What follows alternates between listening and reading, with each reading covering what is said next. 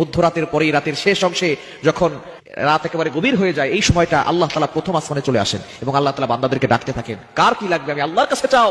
রাতের শেষ অংশে এই সময়গুলোতে, এই সময় যদি আপনার চোখ খুলে যায়, আপনি এই আমলগুলো করতে দেরি করবেন না। আপনার উযু করার দরকার নাই, ওই অবস্থায় আপনি আমলটি করবেন। আল্লাহ তাআলা দুইটি নাম পড়বেন 11 বার করে। কয়বার? এবং দুইটি নাম পড়ার আগে আপনি 3 বার দুরূদ শরীফ পড়বেন।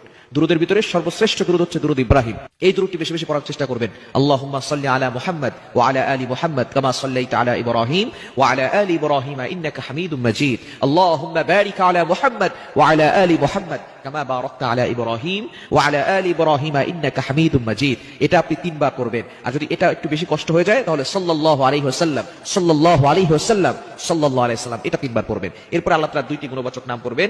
আল ওয়াহ্হাব, এটা পড়বেন 11 বার।